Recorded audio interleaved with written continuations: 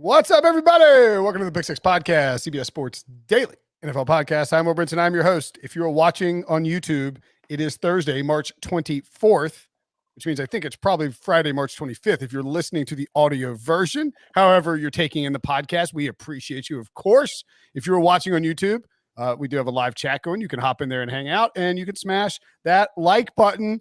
Throw us a like. Make sure to hit subscribe and turn on alerts in case Baker Mayfield gets traded or I don't know, something else insane that's never happened in the history of the NFL happens again. That'd be fun. If you're listening on the podcast, and we're going to have a mailbag live stream on Friday, basically every Friday in the offseason, more or less, for a Monday show. If you have a question you want answered on the mailbag, leave a 5-star Apple review, and we will answer your question. Has to be 5-star, has to be a reasonable question. And like the area of reason is very, very, very wide. Very subject to just nothing insane. Get ready to laugh your ass off at a perfectly executed shot to the nuts in Jackass Forever. Johnny Knoxville, Steve-O, and the crew are back in the new movie, now streaming exclusively on Paramount Plus. Rated R. Head to Paramount Plus to try it for free. Somehow managing not to laugh when I said shot to the nuts and laugh your ass off.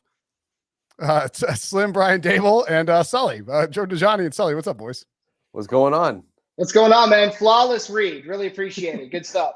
You do have to go behind the curtain a little bit because Debo made you read that cold. You didn't even know that was coming beforehand.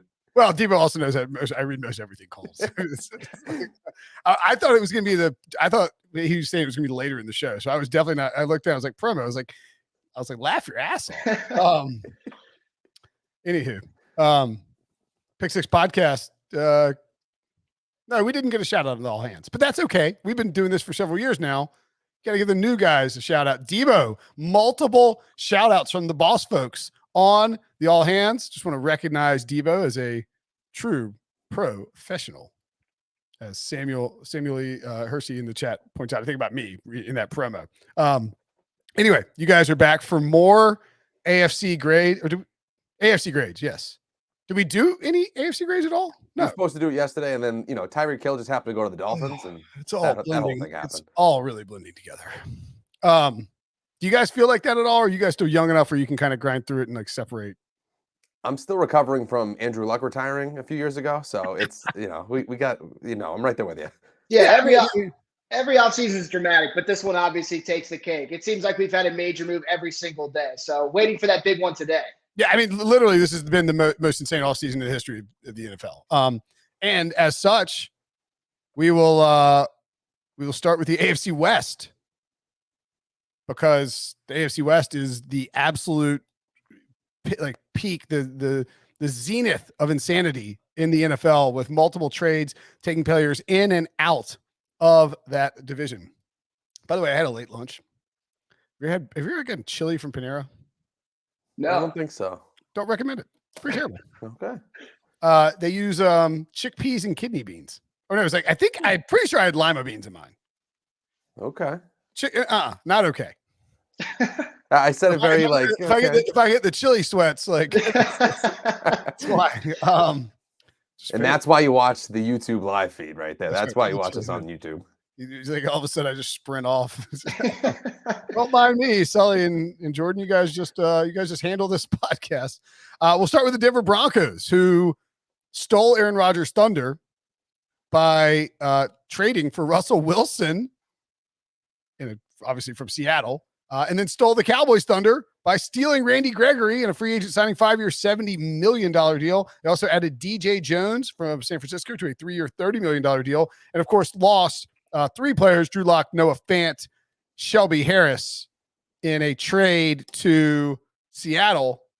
And Teddy Bridgewater also signed a free agency with Miami. I will be completely honest. I don't have a grade in here, and I'm struggling to find it in Slack. So just whoever's in charge of the Broncos, just go ahead and fire up and start talking about it. It was you. It was me? It really is. Everything is kind of blended together.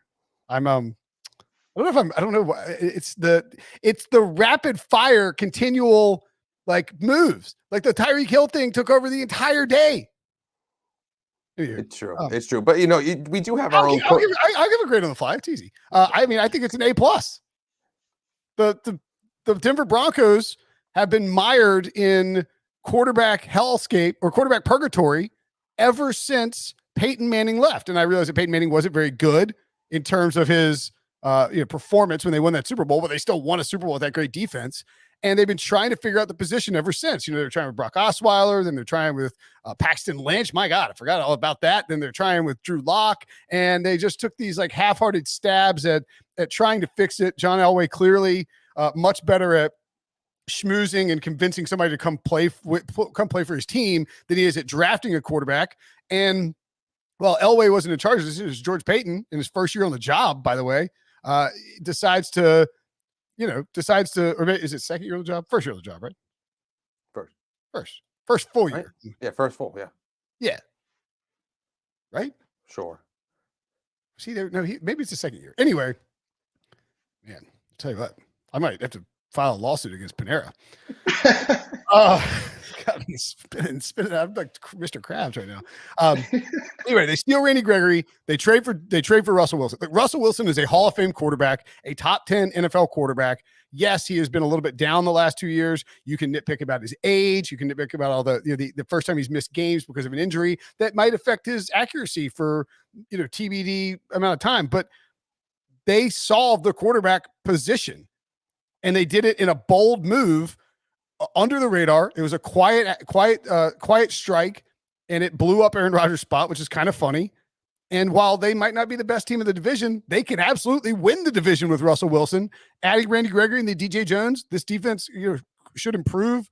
Like from last year a little bit, even with Vic Fangio gone.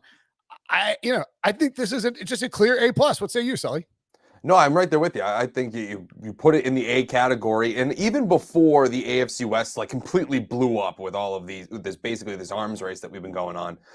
If you're the Denver Broncos, you were kind of that new version of Tampa Bay, where everything else around you was ready to go to contend, but the quarterback position was just plaguing you for so long. And if you were able to find somebody to plug in, you're instantly in that conversation. And Russell Wilson certainly does that. And the Broncos had to do it. You're in a division with Patrick Mahomes and Justin Herbert and Derek Carr, to his credit as well. I mean, you are not coming anywhere close to sniffing the postseason if you're looking at arguably 6 losses during the year when you face those type of elite teams with no quarterback. So now you had to do it. So yeah, no, absolutely. It's an A for me.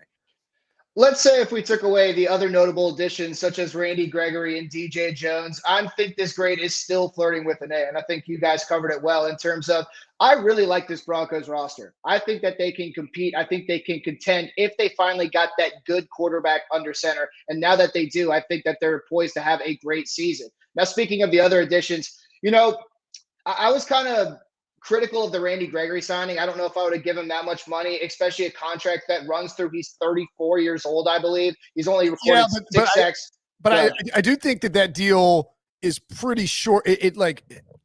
Obviously, we'll see how it plays out. But I think that if they can get out of it after 2 years, if they want, so it's basically the exact same deal as the Cowboys deal, which is kind of odd. Right. And what surprised me is I didn't know another team would give a Cowboys contract to him. But as you mentioned, there's definitely outs constructed in that, which won't make it some, burden that the Broncos have to carry with their salary cap. As for DJ Jones, I think that a lot of people, the general consensus is that this has been one of the more underrated moves in free agency that's really going to help shore up that defensive line. So excited for the Broncos. I would grade them an A as well. Yeah. I mean, you go out and trade for Russell Wilson, which didn't look like it was going to be possible to do. Yeah, I mean, maybe Aaron Rodgers is their first choice. Sure. But, actually, that's even an even bigger argument, I think, to give it an A+ is that they probably struck out on Aaron Rodgers because the Packers didn't want to trade him and Aaron Rodgers didn't want to get traded, and they still managed to get a quarterback. Like, if you look at the Washington football or the Commandos, they strike out on Rodgers and Russ, and they forced us out. Wentz was there, or they struck out on Russ, and then Wentz is their plan B. Russell Wilson, everyone will agree, is a much better plan B than Carson Wentz. The Las Vegas Raiders trade for Davante Adams, sign Chandler Jones in free agency, 3 years, $52.5 million deal.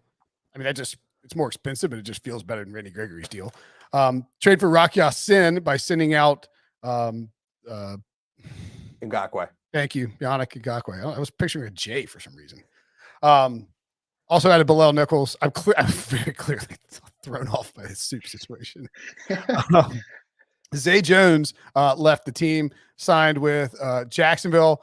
Yannick Ngakoue traded, of course. Casey Hayward, guys, right in front of me. What am I doing? Casey Hayward signed with Atlanta. Alec Ingold signed with Miami. And they also inked Max Crosby to a big extension. And it wouldn't be that surprising if the offseason also featured a contract extension for Derek Carr, because once you trade for Davante Adams and extend him and give him all that money, you need to, honestly, they just need to line up the Derek Carr and Davante Adams deals, unless as long as it doesn't take either one too far into the future in terms of age.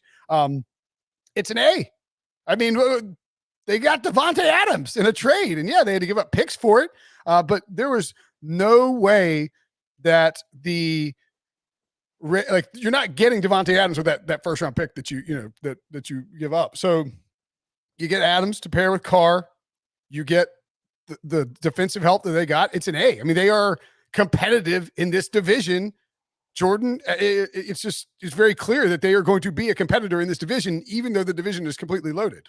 Yep, I agree. And I think last year's campaign spoke a lot about what this Raiders organization is about and what Derek Carr is about as well. It seems like every offseason we had questions about Derek Carr, but after watching him last season, I started to really like what he was doing and his leadership. Obviously pairing him with a former college teammate is big. And the other reason that this is an A is that because the Davante Adams contract, kicked Tyreek Hill out of the AFC West as well.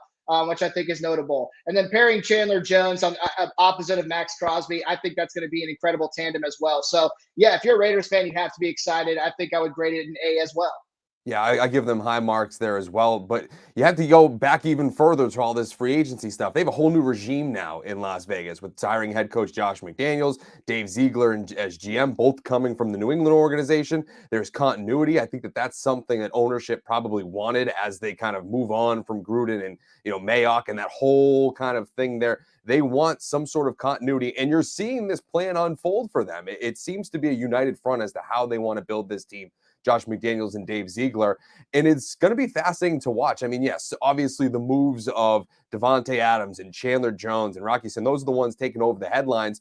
But just speaking here, seeing it firsthand here in New England too, the additions of Brandon Bolden and Jakob Johnson, the fullback, those are key special teams, third running backs, fullbacks that are going to be the lifeblood of that offense, how Josh McDaniels likes to run things. I mean, they were using a power run scheme in New England, and you could say part of that is just due to what they have on the roster, but I think Josh Jacobs is going to have a great year now, and you really look at what Josh McDaniels is able to do with a legit running back. And now when you talk about having Davante Adams, Darren Waller, and Hunter Renfrow, that is a Rob Gronkowski, Julian Edelman, Randy Moss type of trio that is just unbelievable to see here. It's a receiver he's never had in New England. I'm fascinated to see how Josh McDaniels does it. I think probably the most prolific one that he has had in recent Patriots history would be like Brandon LaFell when they won the Super Bowl against Seattle. I mean, that's really all that we've seen with New England. Now that you have a guy like Davante Adams, I want to see how Josh McDaniels utilizes that in offense. Yeah, I mean, the McDaniels and Ziegler points are great too, because that qualifies as part of the offseason. It's not just personnel. And I've been of the opinion that if the landing spot is a good one and a good fit, that Josh McDaniels in his second turn as a head coach will be a successful head coach. The Raiders are a perfect fit.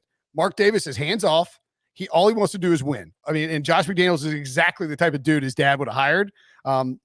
You have Derek Carr, who I believe to be a great fit for McDaniel's offense. You bring in Davante Adams. Clearly, the front, he's, you read the stories about the behind the scenes, and it's like he and Ziegler are like, hugging, and like when they land Davante. So on the same page, those things could go south because they always do. But right now, I mean, I'm a noted Raiders hater, and I'm giving them an A. Because of McDaniel's Ziegler stuff, I'm bumping it up to an A+.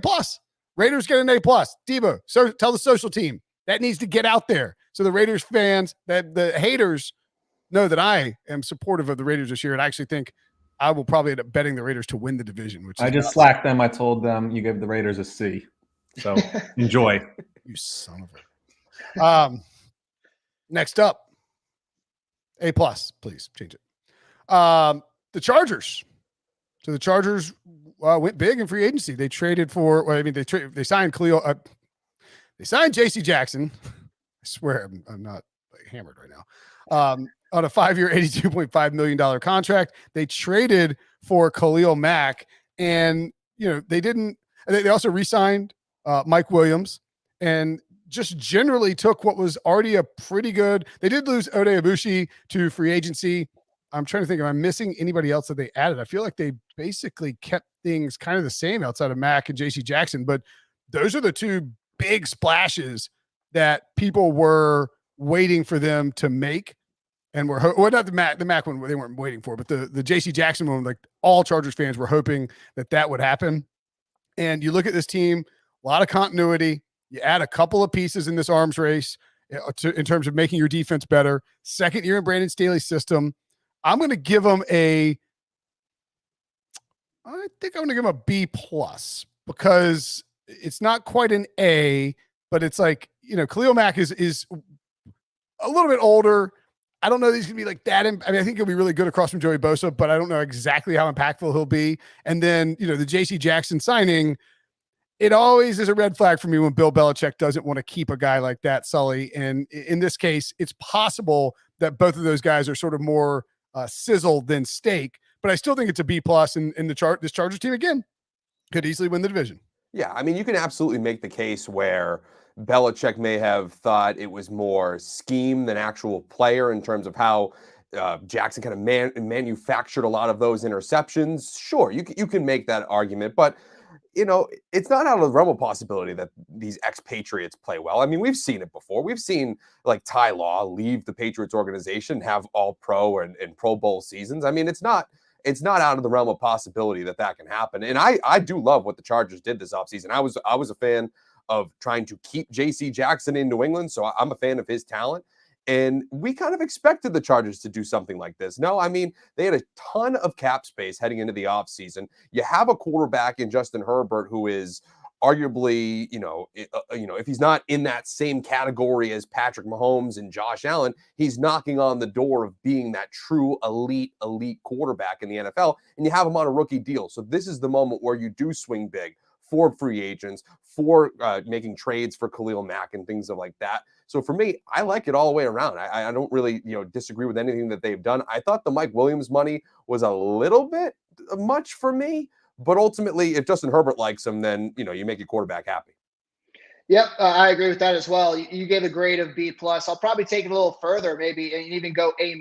And the reason being is that I believe the Chargers had the third worst run defense in the league last year, and they made two sneaky moves that I kind of like in Sebastian Joseph Day from the rival Rams, and then Austin Johnson from the Giants as well. I think he's coming off of a career year, so that's obviously putting an emphasis on trying to bolster a weak spot on your roster. And we already talked about JC Jackson. The Khalil Mack trade's a little interesting to me because I've seen kind of both sides of the spectrum. Some believe he's never going to be the same exact player that he was in terms of one of the most dominant defensive specimens we have in the NFL. But pairing him opposite of Bosa is going to be huge. And I mean, look, I think he played 7 games last year, still had 6 sacks, I think. Like, he's going to be an impactful, especially with some help that the Chargers have on defense as well. So A- from me. I dig it. Yeah. I mean, yeah, that is, it's hard to argue with any, like all three of these teams got substantially better, at least in terms of the caliber of player that they all three of these teams acquired a superstar player. Whether that actually works out, in their favor, we'll see. The last team in the AFC West, though, gave up a superstar player. The Kansas City Chiefs. We had done this trade. If the Tyreek Hill trade, I don't know what the grade would have been for them. Clearly, I didn't do the grades. What they would have been before the Tyreek Hill trade, probably would have been like a B-, and really like not even their fault, just more like people were just going nuts around them. So they tagged Orlando Brown, re-up Frank Clark. Signed Chad Henne, if you want to do that. Lost Austin Blythe and Tarvarius Ward. They also brought in Juju Smith-Schuster, a signing I really like. I'm probably way over the top on that. And gave a lot of money to Justin Reed, which means Tyrann Mathieu will not be coming back to the Chiefs. I was going to give them this is really difficult, I think, because I've seen the arguments for why you would trade Tyreek Hill. You get 5 draft picks back. That is a ton. You free up a ton of cap space as well. It's been reported. I saw that they might go after Marcus Valdez-Scantling and like a couple more defenders, even maybe. So who were that? There were two other names. I think it was like Rojo, Stephon Gilmore. Oh, Stephon Gilmore might be in the mix, and Ronald Jones might be in the mix. So I mean, but I can't, in good faith, argue that losing Tyreek Hill makes your team better. It just doesn't. So I'm going to give them a C+. And I understand that the long-term ramifications for the Tyreek Hill thing might work out in the Chiefs' favor. It's possible that, like, I really don't think Tyreek Hill is going to be Mike Wallace in Miami, but Andy Reid just let go of the most dynamic wide receiver, like speed wide receiver in all of football. Like, Andy Reid doesn't do stuff like that unless there's something amiss. And I know you got a ton of picks back for him, but like, Andy Reid has a Super Bowl window at Patrick Mahomes right now. So I'm going to give him a B-, so this doesn't blow up in my face too much when Tyreek Hill like is completely trash next year in Miami. I mean, is there any chance, Johnny, that he just sucks next year? I mean, that's not possible, right? I mean, I don't know. No. It's still hard for me to wrap my head around. Right. No, I don't think there's a chance he completely sucks. I think he's in good hands too with the staff they have there in Miami. It's very possible that he's not as impactful, but here's the thing. When I slept on it, by the way, Kansas City Sports Radio yesterday was like the most fun thing I've ever listened to in my life. They said it was one of the darkest days in franchise history. It was pretty entertaining. But the more I slept on it, the Chiefs had to do this, right? If he wanted to get the money he was going to get from Miami and you're going to get 5 lottery tickets in return, like I think it's okay to move forward in that fashion. Obviously, that takes a huge chunk of your offensive production away. Your most prized offensive weapon that really did help you win games single-handedly in certain points. But, in some of the other moves they've made, franchise tagging Orlando Brown was a good deal. But if I had to grade it, I think I'm leaning more towards C+. And it's hard to grade this because, as I said, I think it was right to trade Tyreek Hill away for what you got in return and what he wanted monetarily wise. But at the same time, it's hard not to look at what the rest of the AFC West is doing. And we've already been breaking that down and how good it's been. So I think the Kansas City Chiefs have taken a step backwards, even though in a certain situation with Tyreek Hill, it was probably more beneficial to part ways with him. So I'm landing on C+.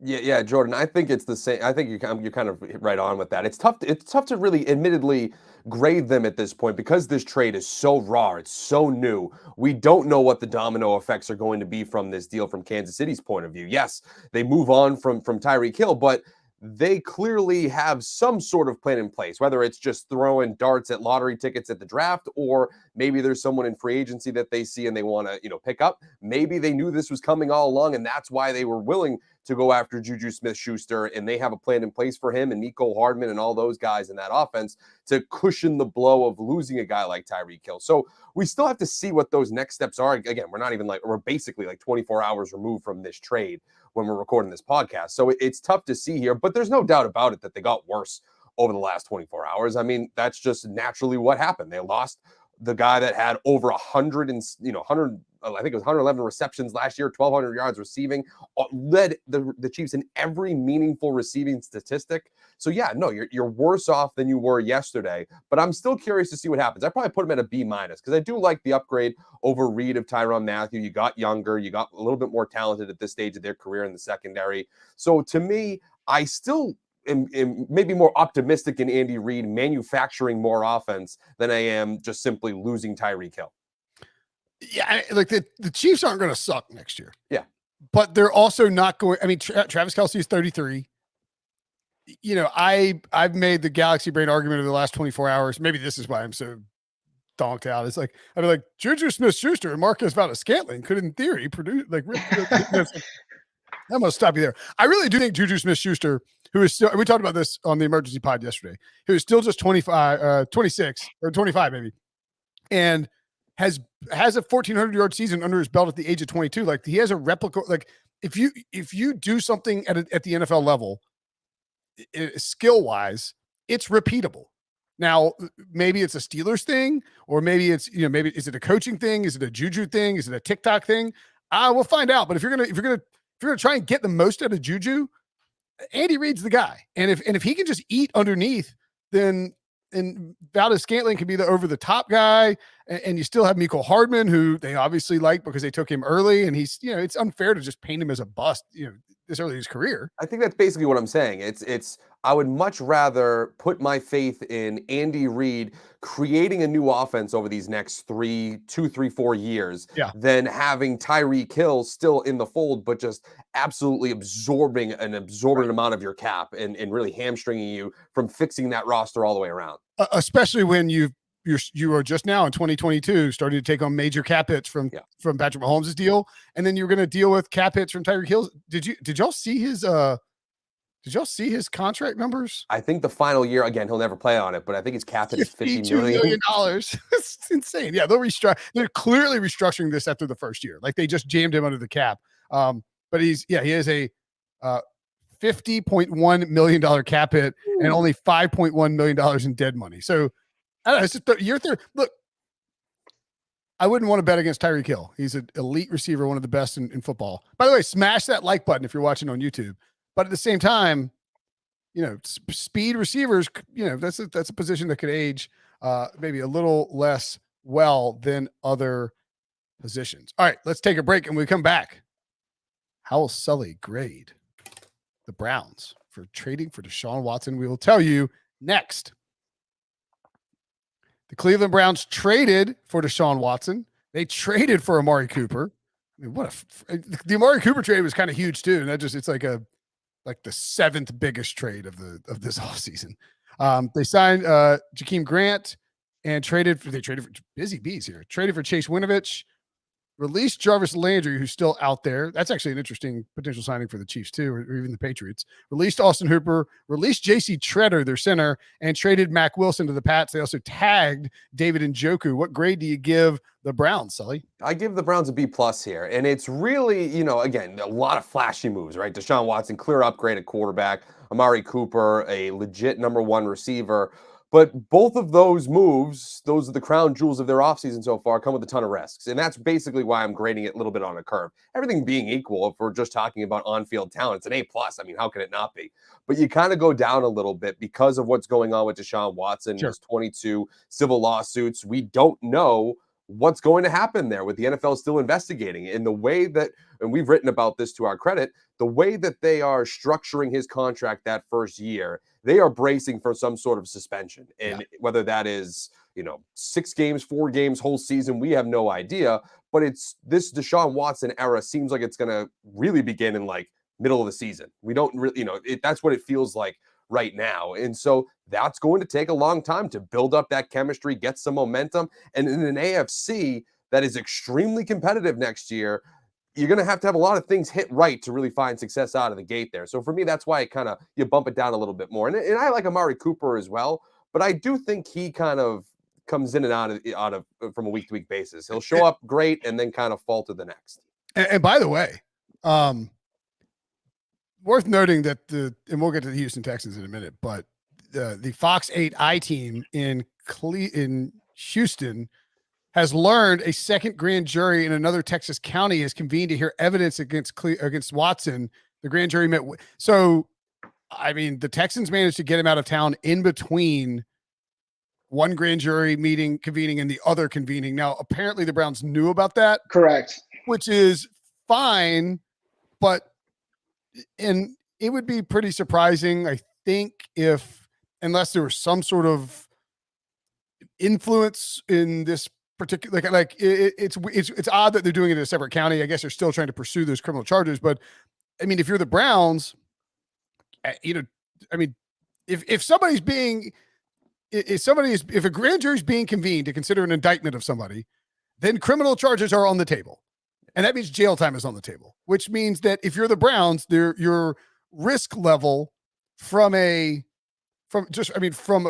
football perspective and what you gave up for Deshaun Watson has gone way, way up. That's the biggest thing right there. And I didn't mention that. The cost as well, in terms with all the risks.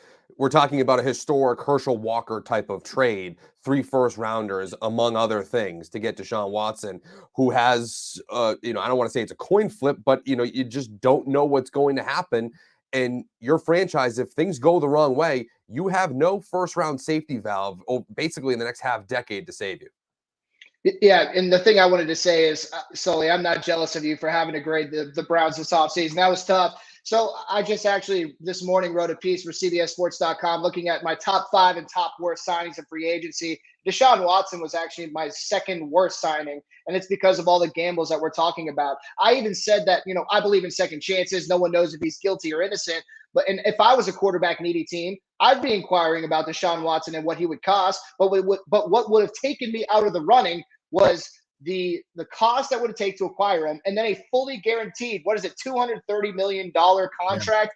Yeah. That plus all his legal situation stuff is still technically up in the air. I think it was pretty icky how the Browns constructed that first year, bracing for that suspension to help Deshaun Watson out as well. That's tough. But looking at some of the other moves, we talked about Amari Cooper. I think that's obviously a true number 1 wide receiver that's going to help bolster that offense. A sneaky move I really liked was re-signing Anthony Walker, middle linebacker, leadership guy. He was on a 1-year last year from the Indianapolis Colts, and I think he turned out pretty well. So sneaky good move for the defense there. I'm hovering probably around B minus as well. Yeah, I mean, look, I know. Like Mark Sessler, who works for NFL.com on the Around the NFL podcast, huge, lifelong Browns fan, suffered through I'm going to say the ups. There aren't any ups. The downs, like all the downs. Like one playoff win since '99. I mean, brutal. And like Mark's old enough where he saw some of the bad losses before the team left, right? And I think he's out. And I think a lot of Browns fans are out. And I mean, I like it's just I was doing this other podcast, sort of like a non NFL, like we were talking NFL, but it was like outside the scope of like an NFL media organization, and we're sort of trying to explain how to talk about the Watson stuff, and it's not easy because you have to compartmentalize the issues because there is a football component to it. But you sort of feel icky doing that. And then, it's just a whole mess. And it's a shame. And you don't want to trivialize anything. And you give out a Browns grade. You don't want to give an A+. It's like, Deshaun Watson, A+. You feel like an a-hole. So, yeah. Anywho, moving along. I don't know. It's all, it's anyway. Steelers, Tajani, you've got a grade for the Steelers. They got Mitchell Trubisky in free agency from Buffalo. Picked up Miles Jack after he was surprisingly released. Also landed Brian Flores as a defensive assistant, if you want to factor that in. And re-sign old Chuck Chukwuma Okafor to a 3-year, $29.25 million deal. I could be missing some departures. Feel free to fill us in with the grade too. Yeah, so I was hovering around B minus. I think I landed on B minus. I think we got to start with the quarterback addition in Mitch Trubisky. He was one of the more intriguing guys on the quarterback carousel this offseason. And hearing some of the quotes come out about what he learned in Buffalo as a backup, how Josh Allen spoke about him, how that coaching staff spoke about him. I didn't expect him to get a chance immediately to be a franchise starter, but the Steelers obviously prioritized him, got him early. I think he's the 28th highest paid quarterback when it comes to AAB, so that's a solid deal. I'm sure we all imagine they're probably going to draft a quarterback as well. That's where I'm leaning. So that's a solid addition. I'm kind of intrigued just to see where his career path goes. One of the more underrated signings, and in fact, it was a top 5 signing in my book, was James Daniels, the offensive guard from the Chicago Bears. Very versatile interior offensive protector. Some were thinking, he was a top of the market guy in terms of this free agency class. Some were projecting that he would get a deal that was going to rank in the top 10, $10 million annually. Well, he only signed for 8.83 AAB. That's 13th highest. I think that was pretty good value for the Pittsburgh Steelers. It was an area where they had to obviously address. You brought up Miles Jack. That was a guy that was a cap casualty after the Jaguars' belligerent spending spree on the first few days. He's obviously a legitimate starter. He's still relatively young, but has a lot of starts under his belt. The Steelers running that 3-4 defense with him and Bush in the middle sounds pretty cool. It sounds like a tandem that could be really special. I think it was a position they were looking to upgrade as well. So that was a good move. The last one I want to bring up quickly is Levi Wallace, former number 2 cornerback with the Buffalo Bills. 2 years, $8 million. I think that was good value as well. So I'm hovering around B minus. I still think there are some holes to fill in Pittsburgh, but I think everybody's intrigued what they're going to do next. Yeah, I think that, the most interesting one, like you said, is obviously the quarterback. I love the Jack signing, but for me, I'm still weary about what they're going to do there with Mitch Trubisky. I know that, they were aggressive and they got to him early, but, that says a lot about what they feel about the quarterback, but no one's saying that they are right to feel that way. I mean, what we've seen from Mitchell Trubisky as a starter in the NFL hasn't been particularly great. Now, maybe 1 year with Brian Daboll under Josh Allen fixes things. And if that's true, then send every, misfit quarterback to Buffalo or New York now, I should say. But to me, I don't know if the Steelers would have been better served, given what we've seen kind of unfold over the last few weeks, for if they just kind of laid in the weeds and used the drafting a quarterback as the backdoor safety valve and kind of saw what quarterback felt to them. Heck, I mean, they could have been in the Matt Ryan sweepstakes. And if they were, we're talking about them as a potential threat to win that division and possibly be a sleepy Super Bowl team, I think. So, I like the Trubisky, I guess, upside, I guess. He's the youngest available option if you want to go that route and you want to talk yourself into that in terms of long-term stability. But you could have been in the conversation for, obviously not Baker Mayfield. They're not trading him within the division, but you were still in the Garoppolo conversation. You could have possibly found yourself getting a Matt Ryan. And for a defense that Pittsburgh has right now that is Super Bowl caliber, I think you would have been served to kind of follow a Colts route to find an experienced quarterback that a little bit more certainty that can produce than Mitch Trubisky. Yeah, that's fair. I'll say this. Ryan Wilson loves the Trubisky signing, which is not something I would have expected. So I'll give him, I think a B range is fine. It's going to be hard for them in this division this year. If Watson plays 17 games, which it seems unlikely, but if Watson plays 10 plus games, which I think that's probably a good bet, and Lamar Jackson, the Ravens are healthier and the Bengals are good again. I mean, it's going to be a tough haul for the Steelers, but they think he's the worst quarterback in the division right now by far. I mean, you have an MVP, Deshaun Watson, and you have an MVP in Lamar Jackson. You have a guy that just went to the Super Bowl in Joe Burrow, and you have Deshaun Watson, who is arguably the most talented out of all of them. Yep. And then you have Mitch Trubisky. I mean, that is you're in a tough spot there if you're Pittsburgh. Dejani, you have the Ravens as well. They brought in Morgan Moses on a 3-year, $15 million deal. Marcus Williams, a big signing, 5-year, $70 million deal. Lost Alejandro Villanueva. What's your grade for the Ravens? I gave them a solid B. I gave them just a half step higher than what I graded the Steelers. Let's start with Marcus Williams. I think that beefing up the secondary was something that Baltimore absolutely had to do. I get that the 2021 campaign was by and large a throwaway season with all the injuries they had and Lamar Jackson missing a good chunk as well. But the Marcus Williams signing was definitely a headliner for me. The Morgan Moses one I liked a lot as well. I mean, I get that I worked a lot on the Washington beat. I covered him for a long time. I actually met him at the 2014 NFL draft. He's a guy that's been a consistent right tackle. I think that's going to be a good presence on the offensive line as well. They're bringing back Michael Pierce when it comes to defensive tackle as well. So not a ton of outside signings for the Baltimore Ravens, but by and large, I do think that they improved. Yeah, I'm right there with you. I love the signing by Williams. I had to do a breakdown or a ranking of the top defensive players. He was firmly in the top 5, soon to be free agents and all of that. And when you make those predictions of who you think is going to go where, I didn't have him with Baltimore, but I had Tyrann Mathieu going there, thinking that, again, they needed safety help. You need that kind of physical, we've seen it all the time with Baltimore going back, Eric Weddle, you go all the way back to Ed Reed. I mean, they just feel like that team that has a legit nasty type of safety. And I think they got that in Williams. So again, I like what they've done here, but more importantly than anything for Baltimore, it's about getting healthy. And I think that they're kind of a sneaky team in the AFC this year because they haven't been taking part of these like splash signings or trades. Obviously Williams is a big one, but it's really just about them getting healthy. And once they do that, they already have a pretty good roster. Yeah, I would agree as well. The one thing you could knock him for, you may have, the Zadarius Smith thing just went sideways. So yeah. Go ahead. I was going to say, I think that, moving forward, getting a starting pass rusher is going to be important for the Ravens. I'm not sure what went haywire with that deal because it really seemed like that was the premier landing spot for him to return, with Baltimore. And, it didn't come to fruition. I guess he got more money in Minnesota, I believe.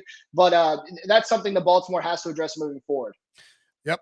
I think I agree with you. The Ravens are a sleeper. They're not a sleeper. They're just, if you look at the AFC West, I mean, they're basically the same value as the Colts. And Tougher division for sure, but if you give me Lamar Jackson at good odds to win the AFC, I'm absolutely intrigued by that. The Browns, I don't think should be favored to win the division. I think it should be the Ravens and then the Bengals and then the Browns with the uncertainty of Deshaun Watson out there. So if I'm getting value with the Ravens, I'm perfectly fine taking it that direction. How about the Bengals, Dejani? Ted Karras brought in Alex Kappa, 2 offensive linemen. They lost C.J. Uzama and Larry Ogunjobi. Jesse Bates got hit with a franchise tag, and they also brought back B.J. Hill, shout out NC State, and signed Zach Taylor to a 5-year contract extension. Plus, they brought in Hayden Hurst, if that matters. What's your grade for the Bengals? Yeah, let's give them an A-. I think everyone understood, even if you're a casual NFL fan, if you watch the Super Bowl, what were the Bengals going to look to address in the offseason? And it was bringing in those big hogs to protect Joe Burrow, and they wasted no time. I think Alex Kappa was actually the first reported deal in the legal tampering period. So that was good to see they were going to be aggressive. And, of course, they weren't done there. They got Ted Karras, the center, a versatile offensive guard that Sully's very familiar with. And then they got a new right tackle in Lyle Collins, which I think was probably a top 5 addition in free agency. So I think that was important. You talked about retaining some very key pieces, such as B.J. Hill. They franchise tagged Jesse Bates as well. And then I actually like the Hayden Hurst one. I think he's a versatile tight end. Maybe I'm still coasting off of my SEC bias in college, but I really liked what he was in South Carolina. So I really do like what the Bengals did. Apart from everything we talked about, the most important facet was beefing up the offensive line. That's something that can help them return to the AFC Championship game, Super Bowl, whatever it might be. And I think that's exactly what Cincy did. Well, not only that, it's not about getting back to the Super Bowl, getting back to the AFC Championship. It's just keeping Joe Burrow in the NFL. I mean, really, that's what we were talking about over the last 2 years. Burrow alive. I mean, we're joking around, but like legitimately, it's why Andrew Luck walked away from the NFL, and we were having these conversations about Joe Burrow in year 1 of his career of, okay, they should, maybe bench him for the second half of the year and really got to protect this guy. This offensive line just can't hack it. He goes out and tears his ACL. I mean, it was just an onslaught that this quarterback has had to endure over the first 2 years of his career. And even despite all that, they were, again, just a little bit away of hoisting a Lombardi trophy this year. So offensive line was clearly a huge need. I love the Karras signing. Personally, I could attest to it. His versatility here in New England was great. You could play guard, you can move him into center, you can really kind of do anything that you asked him to do. Again, it's not like he's a lead or anything along those lines, but just a solid NFL interior lineman that you're adding to your offensive line. So to me, that's a great move there as well. And I'm with you too. I think the Hayden Hurst one is a sleeper kind of signing that they brought along here. He's kind of had that situation throughout his NFL career where he wants to be a starter. He's drafted by Baltimore in the first round, but then he's also drafted with Mark Andrews, who just ascends into one of the best tight ends in the NFL. He goes to Atlanta thinking he's going to have that number 1 position all to himself. He does for 1 season, post-career numbers, but then they go and draft Kyle Pitts the next year at the draft, and he's kind of fallen by the wayside. So now they lose C.J. Uzama. You have the number 1 tight end role currently in Cincinnati in an offense where everybody's going to be paying attention to Jamar Chase, T. Higgins, and Tyler Boyd. So I'm curious to see how Hurst does this year. Yeah, Hurst's pretty good blocking tight end too. So you can, you have a guy who can help in that run game and then, leak out on those third downs. And you don't have to be an elite tight end in that spot. You just need to be a serviceable tight end who can convert, get open on third down in short yardage and convert those third downs that Zach Taylor loves to work his team into. All right, let's take another break. And when we come back, the AFC South. Oh, Trent Baalke. Urban Meyer gone. Doug Peterson in. What will the Jaguars get? We'll tell you next.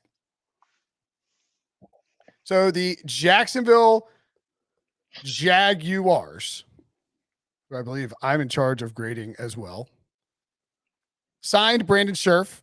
It's a big deal. 3 years, $49.5 million. Signed Foley Fatukasi, 3 years, $30 million.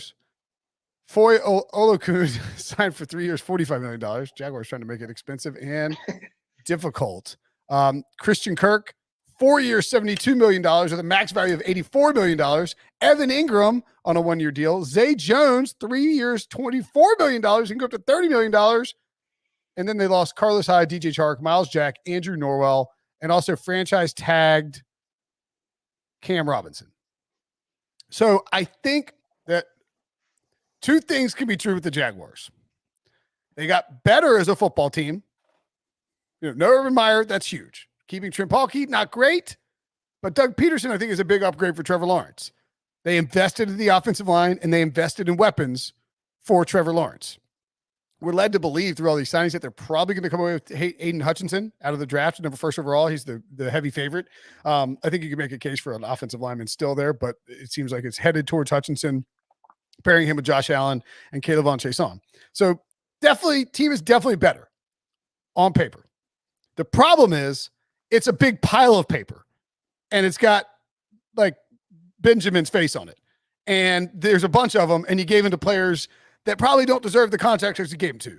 So I'm going to give the Jaguars a B minus, I think, but I kind of want to make it a C plus, but I don't want to make it look like I'm crapping on their offseason. This just feels like this isn't going to work out.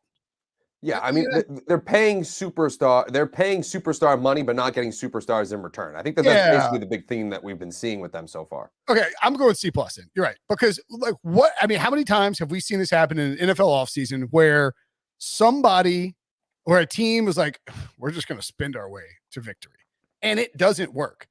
The one time it kind of worked was when the Giants did it and went to the playoffs and lost in Green Bay after the boat thing with Odell and all that, and Ben McAdoo, and like that eventually put them into a bad spot financially and roster wise. I get that the Jaguars can't get good overnight through the draft. Trevor Lawrence on a rookie deal. You're in a bad division. The Texans are rebooting. The Titans are sort of, just kind of steady Eddie at the top, but not incredibly special. And then the Colts, got Matt Ryan to sort of salvage their season. But I just have a problem with the contracts that they gave out and the people they gave them to. So I'm going to go C plus here. What say you, Sully? Yeah, no, I'm right there with you. I think it's passable, I guess, but you're not sticking it on the fridge or anything like that this offseason. It's not one that you're really bringing home to mom and be like, hey, look what I did. They're just gonna be like, okay, great, sweetie, and then send you off to dinner, really. But I think that they're paying an Urban Meyer tax almost, where it's like, hey, listen, it was such a bleep show last season. It's going to be really hard to try to lure an Allen Robinson to come here or to reunite with them and really pair with Trevor Lawrence, because had things gone a certain way last year, like let's say, they never hired Urban Meyer and they just hired a competent head coach, you're looking at a team with a ton of cap space, a generational up and coming quarterback, that in Florida with no state income tax. I mean, you're looking at that being like, this is a pretty legit destination. I mean, it's an ascending team with a great quarterback, and it just never materialized that way. So for me, again, it's just, I don't know if there's anything that really wows me that they did so far. A bunch of good players. I think Christian Kirk's fine. I don't think I'm not trying to dump on the player or anything like that, but he's not worth that type of money. I think you're going to look at that later on down the road, even when these wide receivers are getting boatloads of money. You're going to say, oh, yeah, no, that really doesn't make too much sense to me. Yeah. I refuse to say that the Jaguars, are losers in free agency, because as Brinson said, they obviously got better on roster. They got the top interior offensive guard on the market. They got the NFL's reigning tackling king. They got a young up-and-coming wide receiver that I think front offices were pretty intrigued by. But it's funny and kind of sad, in my opinion, that the narrative around Christian Kirk's going to change because no one believes he can live up to that kind of contract. That's kind of unfortunate. I like the Evan Ingram flyer as well. I think the Jaguars did get better, but as those deals continue to fly in, and seemingly all of them seem to be inflated. I mean, the Darius Williams contract, I wasn't a huge fan of. I didn't like the Zay Jones one either, for him or for the Jaguars in terms of a potential landing spot. But the bottom line is that the Jaguars did get better. So I'm probably going to land around a C plus. But I also wanted to bring up, if you remember, Brinson, they kind of did this last year too. Remember with Shaquille Griffin and Rayshawn Jenkins? I don't remember Marvin Jones' contract, but I remember talking on the podcast with you. They got better, but I'm sure that at least one of these contracts they're going to come to regret down the line. At least, yeah, probably so. Yeah, they've done this several times. And occasionally, Calais Campbell was good. And by the way, yeah, but so I agree with that. By the way, I just got this is the second time I've gotten this. Have you I got a text from somebody. It's a spam text trying to hack my Twitter account.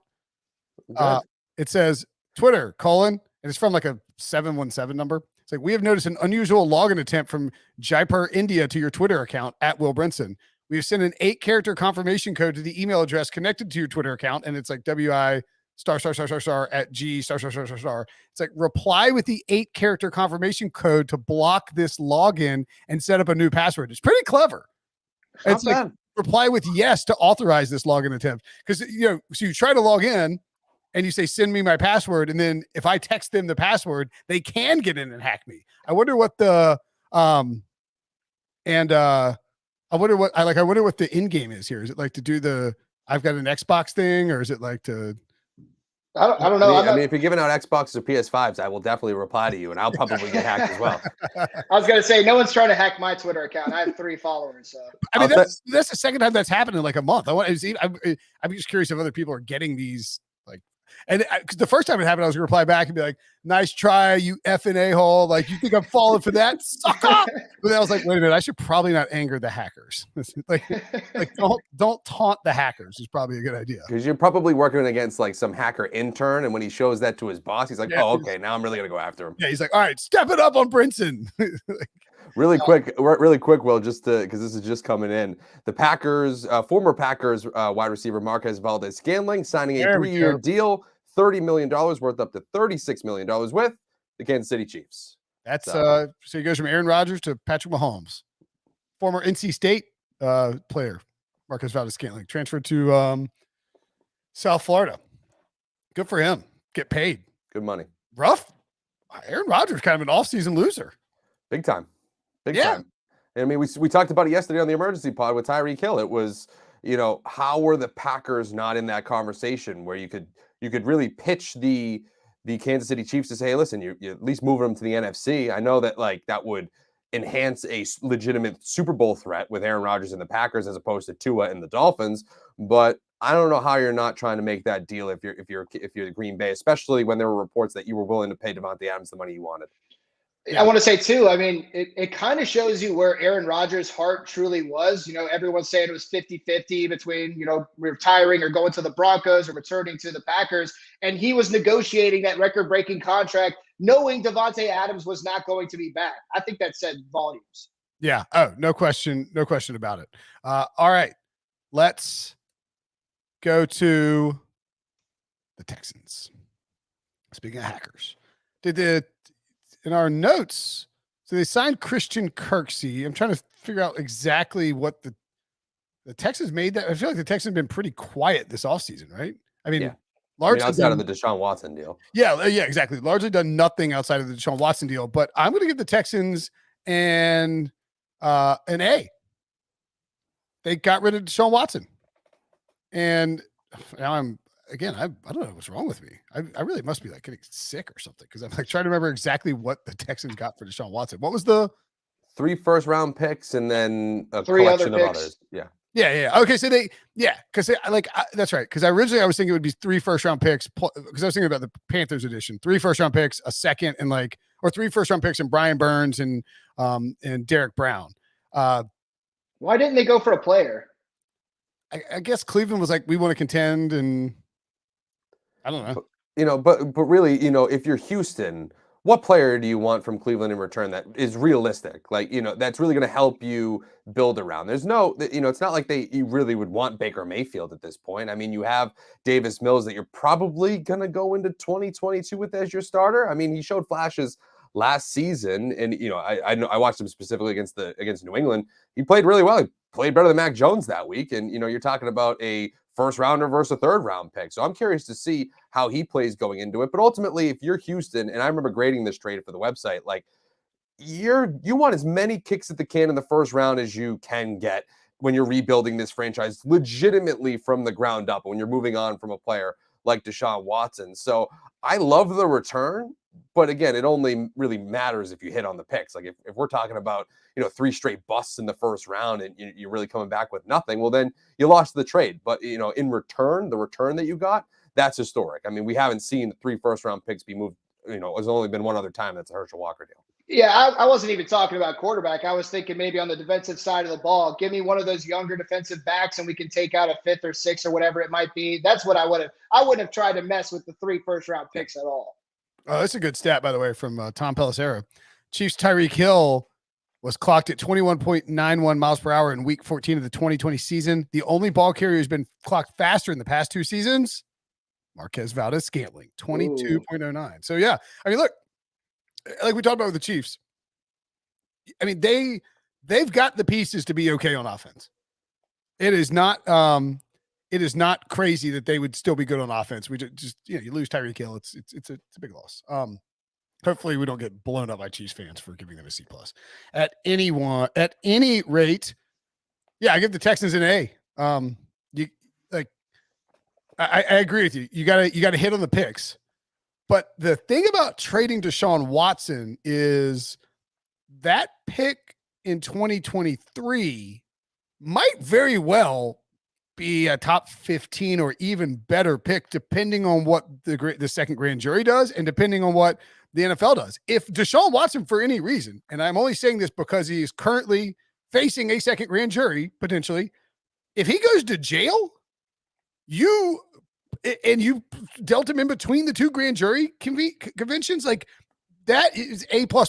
I mean, I realize that, again, it's a difficult thing to talk about, but if you're the Texans and Deshaun Watson goes to jail and you got nothing for him when you could have traded him at any point in the last 24 months, I mean, getting him out of there is huge for Houston, I feel like. Yeah, I thought they landed on their feet. I mean, again, like you said, we don't know what's going to happen with Deshaun Watson. And when you look at it from a football standpoint, the value that the Texans got in return is huge. Again, you have to hit, but we don't know. Like 2023, you don't know what's going to happen next season. That draft pick could prove to be extremely high. You're talking about Case Keenum or Jacoby Brissett, I think it is right now, probably starting for them. I mean, that's not the same as Deshaun Watson whatsoever. Exactly. Okay.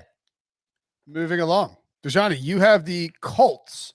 Now, feel free to regrade in the wake of Matt Ryan being, unless this grade includes Matt Ryan. They traded for Matt Ryan, of course, this week. They also added Brandon Faison on a one-year deal. Yannick Ngakoue they acquired in a trade. They traded Carson Wentz for 2 third-round picks one third can become a second if Wentz plays 70% of the snaps. Mark Glowinski leaves. Jack Doyle retires. Rock Ya-Sin swapped in the Yannick Ngakoue deal, and they re-signed Mo Alley Cox and tackle Matt Pryor. What grade do you give the Indianapolis Colts? This one might be controversial between us three. I listened to your emergency podcast. You're not changing the grade? No, I'm not. No, I mean, I have my grade with Matt Ryan. I do have my grade with Matt Ryan. I didn't change it. C+, giving a C+ to the Indianapolis Colts. That's correct. I like the Mo Alley Cox signing. Trading for Yannick Ngakoue was big. Matt Ryan, I think he's an upgrade when it comes to consistency at the quarterback position for the Indianapolis Colts. I don't know if his addition means that the Colts should be favored in the AFC South. I don't know how much he's going to help when it comes to trying to be a dark horse for the AFC crown at large either. I think Matt Ryan obviously is going to benefit from an upgrade in protection, an upgrade in offensive weapons, especially at the running back position.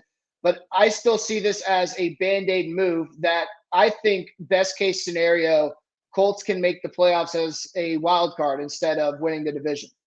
What say you? I like that. I like that analysis there. I mean, again, I'd probably give them like a B there because I do in a volume, I do like getting Matt Ryan in the fold there, but I do agree with the fact that this is a Band-Aid. I mean, at some point, Indianapolis can't just go to Phillip Rivers, to Carson Wentz, to Matt Ryan. You need to try to develop a quarterback or find somebody younger there at the position.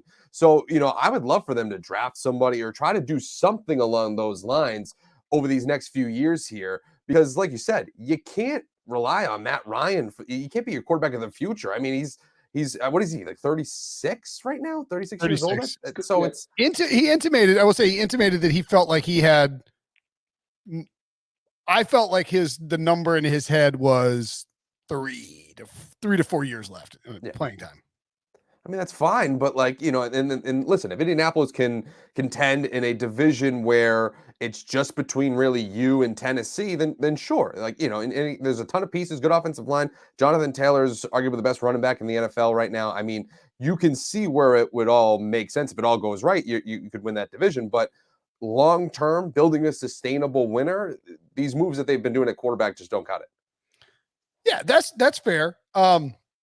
So I would give them a B+ if it were my grade. And so I don't disagree with you guys suggesting that at some point they need to figure out the quarterback position. The biggest mistake that that this team made was the Carson, like Chris Ballard should have trusted his gut and not Frank Reich, and should not have traded for Carson Wentz. That was the problem, because, and not that you would have gotten Deshaun Watson. I'm just trying to think what your other options would have been. I mean, you could, I guess you could have gotten involved in the Russell Wilson sweepstakes if you hadn't traded for Carson Wentz. Like, trading for Carson Wentz prohibited them from potentially getting Russell Wilson, which, maybe I don't know. I mean, I have a higher opinion of Matt Ryan. I think Matt Ryan is going to put up really good numbers in this Frank Reich offense and will end up taking this team I think they'll win the division. I think they'll win. I think they'll go maybe win a playoff game.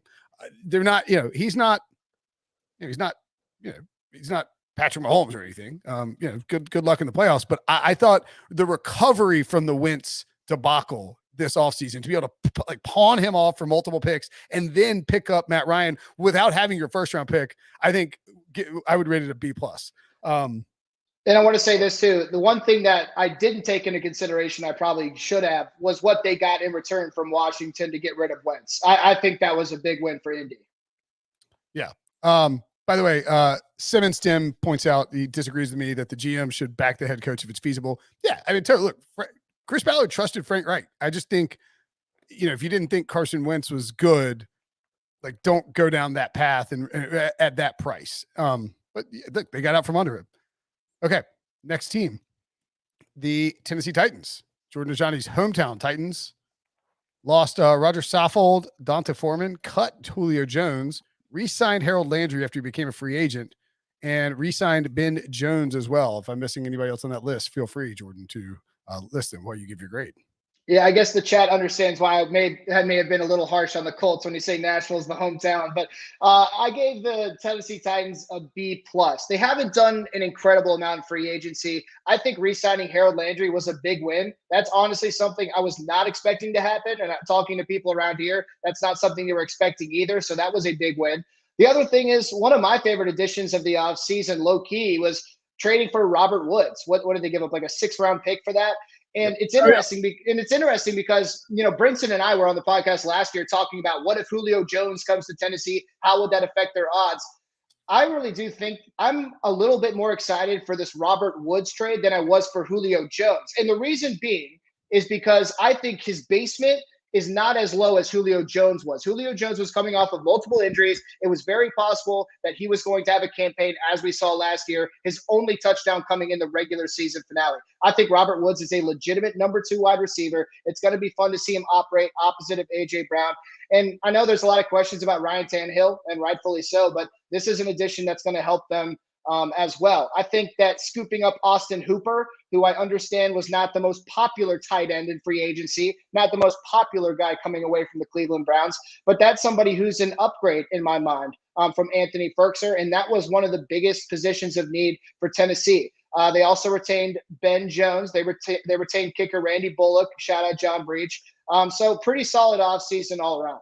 Yeah, no, I like the moves that Tennessee's done this year. I specifically like the Austin Hooper one just because I thought that was a little bit of a sneaky upgrade there over Anthony Ferkser. But the Robert Woods one, to me, like you said, Jordan, is the most interesting. Like Harold Landry, you should bring him back. I know it was maybe surprising to people that they were able to retain him, but that's one that homegrown, really popped last year, was just insanely good. So it was a no-brainer to bring him back. The fact that you were able to get Robert Woods for so cheap, and I understand he's coming off injury, but that is a great addition to this offense. I think he's much better than Julio Jones. If you're talking about players at their peak, then sure, Julio Jones is a future Hall of Famer, but that was not the future Hall of Fame wide receiver in Tennessee last year. Robert Woods is a crisp route runner, is great in the blocking game. He's a really do-it-all wide receiver when healthy. You put that opposite of A.J. Brown, I think the sky's the limit for that offense, especially when you have Derrick Henry in the backfield.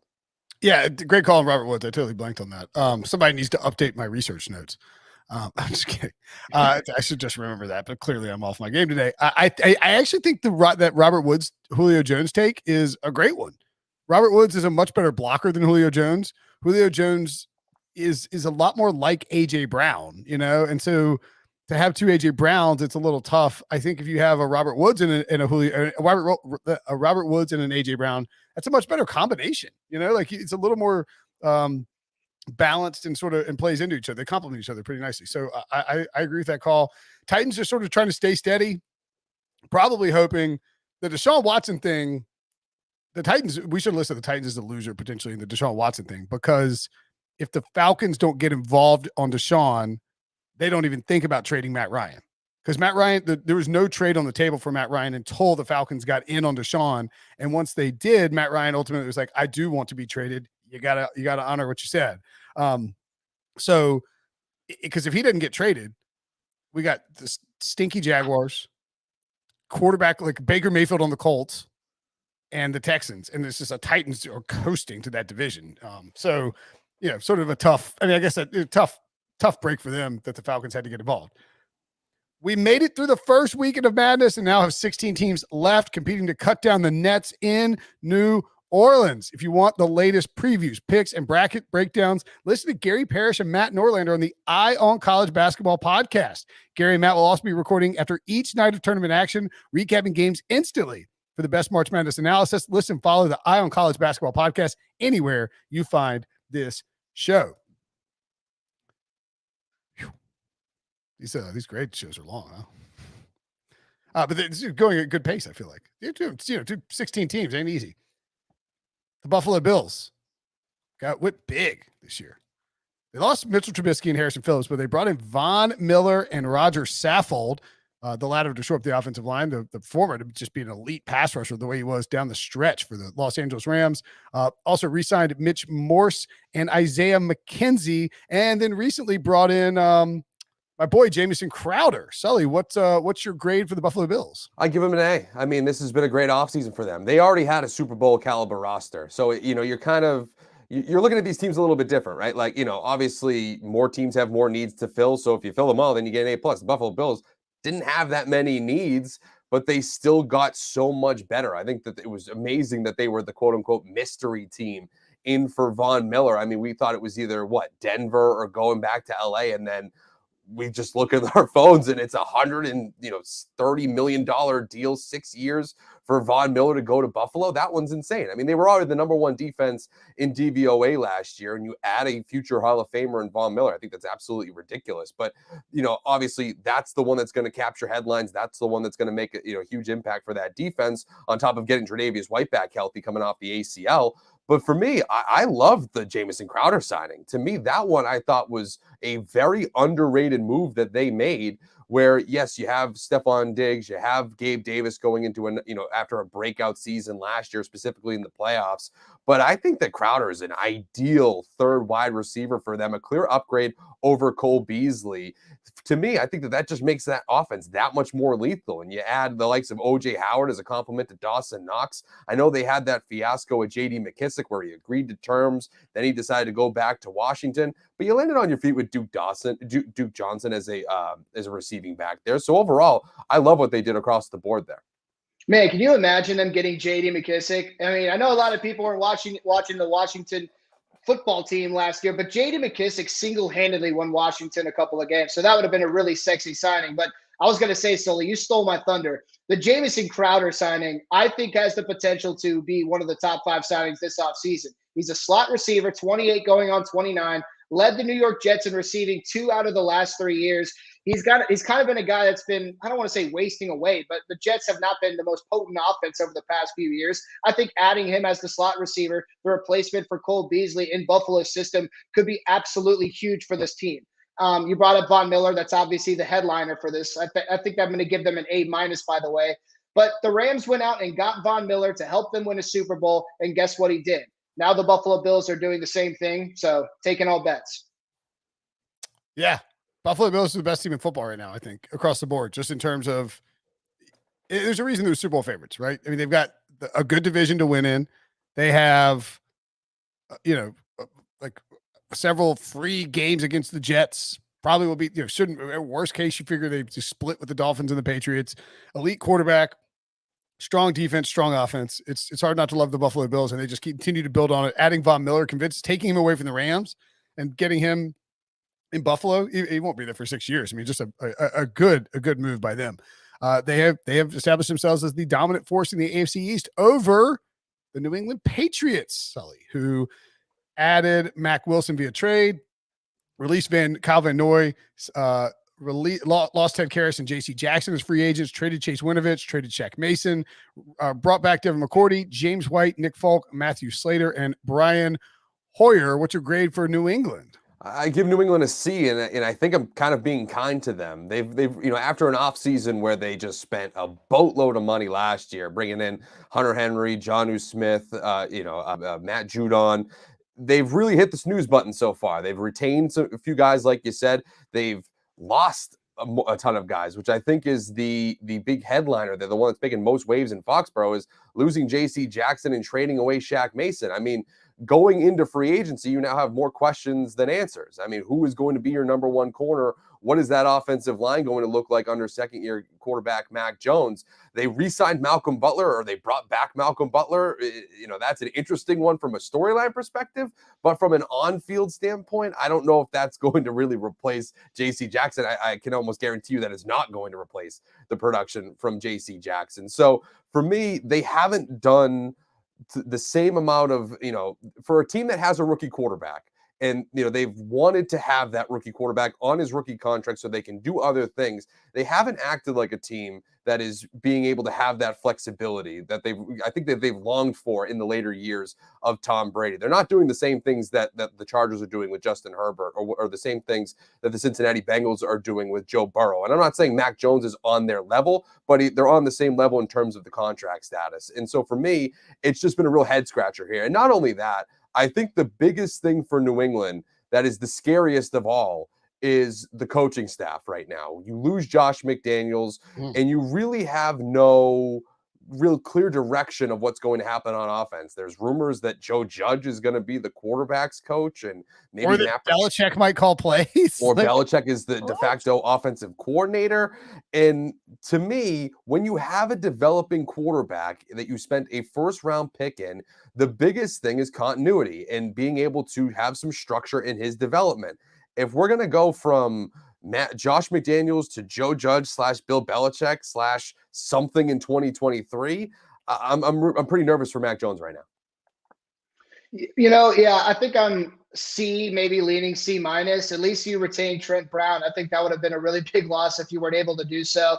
The Mac Wilson trade was kind of interesting, but I'm a Chase Winovich stan, so that kind of made me a little upset. But tell me about Malcolm Butler. I thought that he and Big Bill had big beef. Like, what was going on with this re-signing? I honestly couldn't tell you. It's more, we're never going to learn about like the Super Bowl drama and all that stuff. Especially now that he's back, it seems like there is some sort of, $9 million hush money on a 2-year deal or whatever we want to call it there.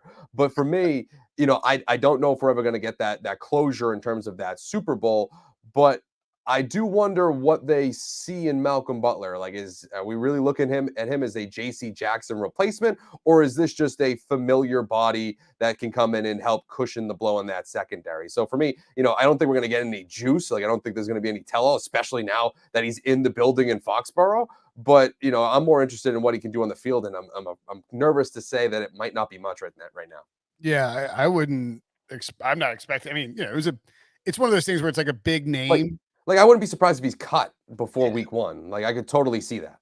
Yeah, wouldn't be surprising. I mean, like, he's a big name because of the interception in the Super Bowl, and he had a good full season with the Pats, but has largely been ineffective since he left New England. And I don't think anybody's expecting to be a number one coming back. The only thing when I'm talking about the coaching staff too, the one signing that I was happy that they executed was bringing back Brian Hoyer because of all of this uncertainty with the coaching staff and the offensive side of the ball. At least you have a quarterback who, outside of Tom Brady, knows this offense better than anybody else in the NFL. So at least that one for me, I liked a little bit. I liked bringing back James White, Devin McCourty. Again, you're retaining a bunch of culture guys, but you're looking at an AFC now where, yes, you were a playoff team a year ago, but I don't know if you're going to be a playoff team this year. Yeah. Doesn't feel like the Patriots have a real shot at contending with the Bills. I mean, does it? No. I mean, the only logic for talking yourself into it is basically Bill Belichick.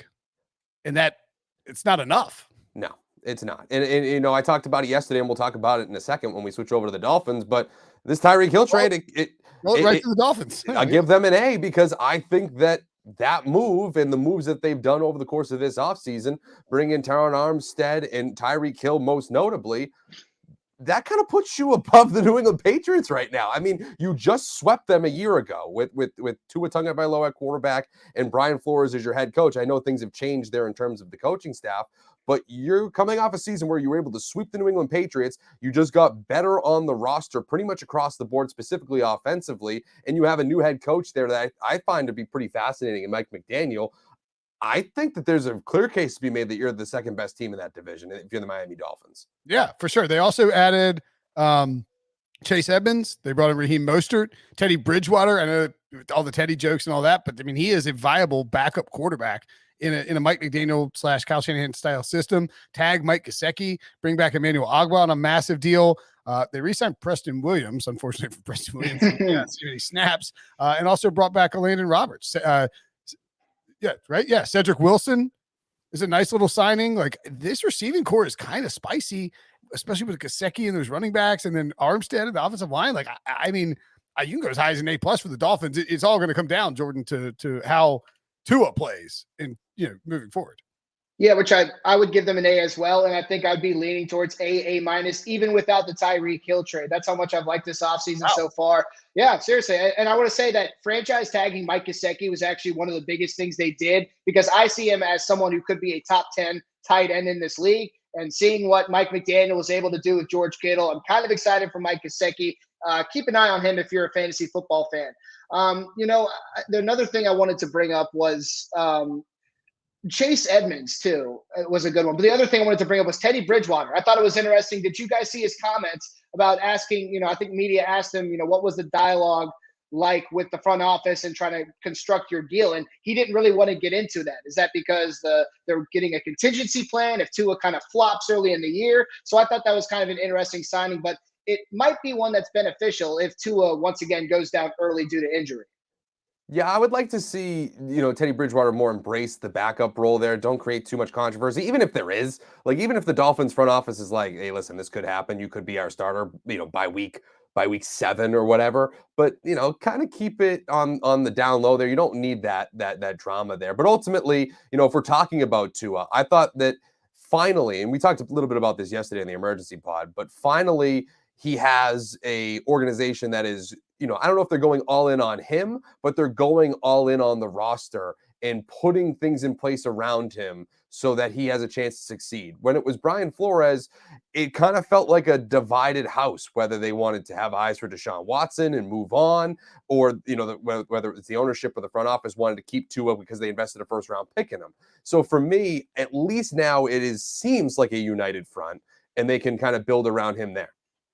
Yep, there's no more excuses, right? No more excuses for Tua, especially considering the protection he's got as well at free agency. I still think that with Tua, it can't be it's got to be this year or else. I think it can be, for me at least, it's do this year. You can decide on the 5th year option after that. Like, if they don't pick up his 5th year option, then that's a big problem. Like, he needs to be good enough where it's like no brainer, pick up his 5th year option. And by the way, just kind of randomly, I was thinking about this the other day. I heard Bucky Brooks saying, maybe teams will trade back in to get a quarterback in the first round because you get the 5th year option. Are you sure you want the 5th year option for the quarterback? Like, I've always thought the same thing, but I started thinking about the other way. Like, the 5th year option is a nightmare for Baker Mayfield, for the Browns and the Panthers right now. Not that they would want because you have to make the decision after the 3rd year. You know what I'm saying? Like, I think the year of control at the reduced cost is obviously good if the quarterback is good. But you almost get like the same type of, backfiring with like the franchise tag, right? It's like, the player feels disrespected, wants to hit the open market or whatever the feelings may be. So no, I agree with you there. Well, and it's almost like the other thing too is what's the franchise tag for quarterbacks this year? What do we get a quarterback franchise tag? I don't think a quarterback was tagged, but I'm not sure what it was. Let me look at it real quick. Hold on. Just because quarterback, here we go. Let's see. Franchise tag numbers. Quarterback is $29.7 million. So my whole point is, like, with the 3rd year option, with the 5th year option, you have to pick it up 18 months in advance. Whereas, yes, the franchise tag is $10 million more expensive, but, like, if you're franchise tagging a quarterback, you're probably signing them to a long-term deal, you know? So I don't know, just food for thought. Yeah. Okay, finally. The Jets, the New York Football Jets, which is something no one calls them. Laken Tomlinson signed as a free agent, 3-year, $40 million deal. CJ Uzama signed. DJ Reed signed on 3-year, $33 million. And Jordan Whitehead, Tyler Conklin. They also lost Foley Fadukasi, Morgan Moses, and Marcus May. Plus, they re-signed Tevin Coleman, Braxton Berrios, and Joe Flacco. What do you give the Jets for their and they missed out on Tyreek Hill? Apparently, I don't know if you saw this while we were recording. Mike Garafolo reported that, and Drew Rosenhaus confirmed this. The Jets had a deal in place for Tyreek Hill. And as they were working out the contract numbers with Tyreek Hill, the Dolphins jumped in, got involved, and stole him away from the Jets. So that's something. That's very interesting. I mean, yeah. I have him as a B+ right now. I still like their offseason. And I actually I was thinking about it after we did the podcast yesterday. I kind of like that they didn't get Tyreek Hill. I don't think that would have, they're not a Tyreek Hill away and spending all that money for that receiver from contending in the AFC East or contending for a Super Bowl. I think that would be very New York Jets-like if they went out and made that splash type of addition where it would just blow up in their face. I like what they're doing right now. They're solidifying the offensive line. They're solidifying the secondary, which was 32nd in the NFL in DVOA against the pass last year. They bring in DJ Reed. They bring in Jordan Whitehead. To me, those moves are what you should be making, not necessarily the number one receiver type of role. And I do think that they need that in their offense, but I would much rather them find that in the NFL draft to complement Elijah Moore, and you do it that way rather than insert Tyreek Hill in there, because then it turns into the Tyreek Hill show. So for me, I give them a B+ here. They haven't figured out the wide receiver position yet, but overall, I like that they solidified the offensive line, bring in Tomlinson. I like that they're fixing the secondary. I like that they brought in tight ends in Uzama and Tyler Conklin. Overall, it's been a great offseason for them as they continue to build. But, you know, it's not a slam dunk because they haven't, you know, we'll see what they do with wide receiver at the draft. But ultimately, it's good, not great, but that's exactly where we want to be right now if you're the New York Jets. You got to agree with me a little bit more now that the Jets are losers in the Tyreek Hill trade since they had a deal in place for him. Yeah, that was funny. But CJ Uzama, 3 years, $24 million. I think that's a good rate because Will Dissly of the Seattle Seahawks signed that exact same contract, and he's a second-string blocking tight end behind Noah Fant. So that was good value there. Braxton Berrios, I'm sure, is one of our favorite players. I mean, me and Brinson watched him at Leesville Road High School back in the day in North Carolina. The other one that I really like that definitely keeps them in that B range, in my opinion, and you mentioned this as well, Sully, is Jordan Whitehead. I think that's going to be a guy who makes plays in the secondary there as well. So, yes, there's still some holes left on the Jets roster here, but overall, I think they added some pieces that are going to make this football team, this rebuild, a little bit better. Yeah, I mean, I think Joe Douglas is doing a good job sort of trying to slowly rebuild it. It's, you know, it's like with all these teams, it's going to come down to Zach Wilson, you know? Like, is Zach Wilson any good? And I don't think anybody at the Jets knows. I don't think Zach Wilson. Like, how can anybody know if Zach Wilson is good or not? So, I mean, it's weird though. Like, if you had known when you gave the grade, if you'd known, Sully, that they had missed on Tyreek, like they were about to get Tyreek Hill, would you have knocked him down a little bit for like trying to do it? I don't know if I'd knock him down. I just don't think it would. I don't think it makes sense for them. So yeah, maybe I guess that's what I'm saying. Like, you knock him down because they had the deal in place and were going to pull the trigger, but then got bailed out by the Dolphins. Right. I guess that's true. I don't know if I'd knock him down. I wouldn't elevate them. I'd still feel the same way. I mean, I wrote about it. You know, at the beginning of the offseason. You know, we have to write these how to fix the Jets type of posts, and we do it for all these teams.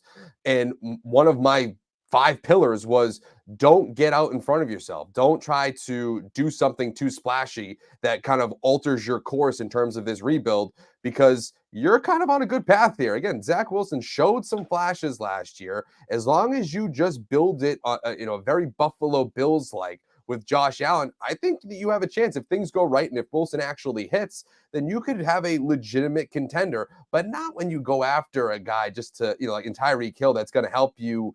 I don't know.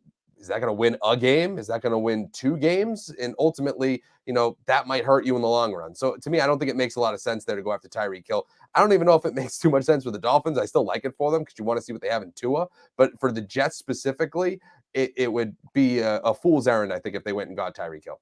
Yeah, I tend to think, and I think I saw somebody in the chat pointing this out, and I agree. I thought that I didn't think that the Dolphins were you could talk yourself into the Dolphins making the playoffs and being a really good team, but I don't know that necessarily like Tyreek Hill is the missing piece for the Dolphins either. I think it's more like, let's see. Okay, we have everything together now. Let's see what Tua Tagovailoa has, and if he doesn't, well then you're the next great destination for a quarterback that it's ready made. You just plug him in and you go, maybe. Yeah, exactly. So yeah, I think the Jets are doing a fine job. Would have definitely downgraded them if they ended up getting Tyreek Hill, just because I agree. It just wouldn't make sense. Doesn't make any sense whatsoever. All right. An hour and 25 minutes. Whew.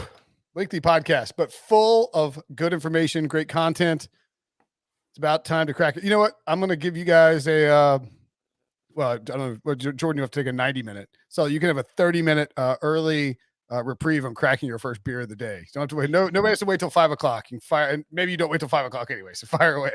Depends on the day. Yeah, depends on the day. That's right. Anyway, great stuff. Appreciate you guys helping out on these and the emergency podcast yesterday. Thanks everybody for hanging out in the chat, for listening, for watching. Smash that like button, hit subscribe, rate and review. For Jordan and Sully, I'm Brinson. We will see you guys